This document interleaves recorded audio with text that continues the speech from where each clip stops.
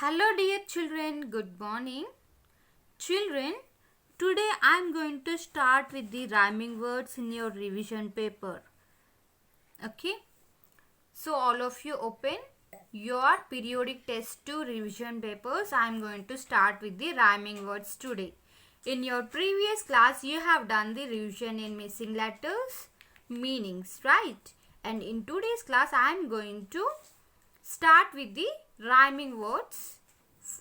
Okay, see the first one. Crowd. Crowd. Loud, proud, stroud. Loud, proud, stroud. Loud, proud, stroud. Crowd, loud, proud, stroud. Second one is breeze. Freeze, sneeze, wheeze. Freeze, sneeze, wheeze. Freeze, sneeze, wheeze. Breeze, freeze, sneeze, wheeze. Okay. Third one. Shine. Dine, pine, wine. Dine, pine, wine.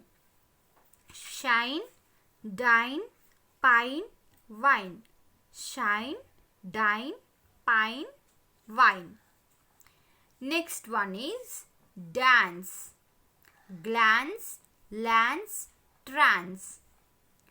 Glance, lance, trance. Dance, glance, lance, trance. Dance, glance, lance, trance. Fifth one is glee. Glee, bee, lee, flee. Glee, bee, lee, flee. Glee, bee, lee, flee. Sixth one is mood. Mood, rude, wood, snood. Mood, rude, wood, snood. Mood, rude, wood, snood. Again I am going to repeat rhyming words, children. You to read along with me. First one is crowd, loud, proud, stroud. Second one is breeze, freeze, sneeze, wheeze. Third one is shine, dine, pine, wine. Fourth one is dance, glance, lance, trance. Fifth one is glee, bee, lee, flee. Sixth one is mood, rude, wood, snood. Okay.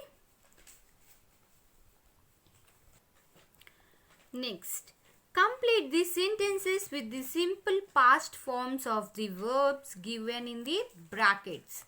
So you have to complete these sentences with the simple past forms of the verbs which are given in the brackets. Okay, first one. First of all, what is a simple past tense, children?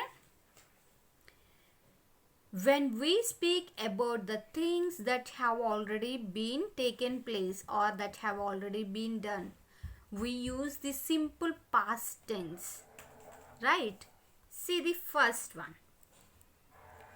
The sheep dash graze on the meadow.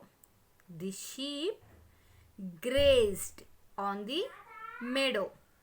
The sheep grazed on the meadow. Second one.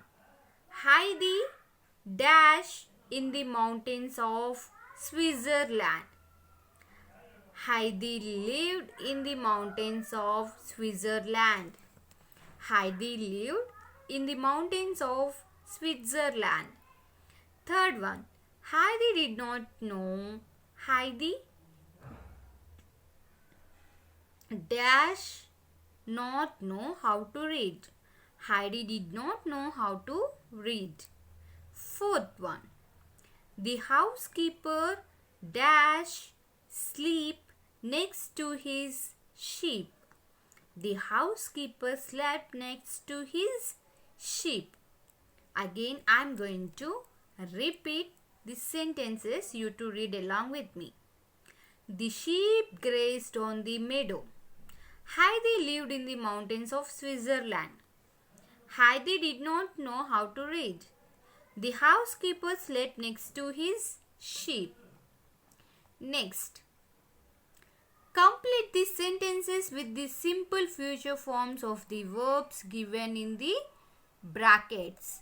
So, you have to complete these sentences with the simple future forms of the verbs which are given in the brackets. What is a simple future tense, children? When we speak about things that will take place in the future, the things that have already been done is a simple past tense, whereas when we speak about the things that will take place in the future, in the coming days, we use the in the coming days or coming minutes, we use the simple future tense. Okay, see, first one. My sheep dash come home in the evening. My sheep will come home in the evening. Second one. Beautiful flowers dash grow in the fields during springtime. Beautiful flowers will grow in the fields during springtime. Third one. The bees dash make sweet honey in spring. The bees will make sweet honey in spring. The bees will make sweet honey in spring. Next one. The children dash eat bread with honey. The children will eat bread with honey. Fifth one. Grandmother dash Heidi a story tonight. Grandmother will read Heidi a story tonight. Grandmother will read Heidi a story tonight. Again, I'm going to repeat the sentences, you to read along with me, children. First one. My sheep will come home in the evening.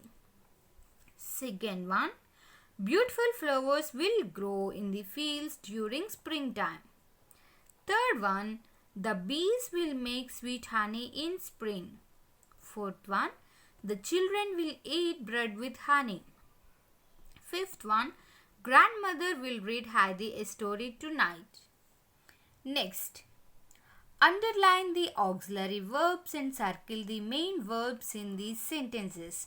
So, in the given sentences, you have to underline the auxiliary verb and you have to circle.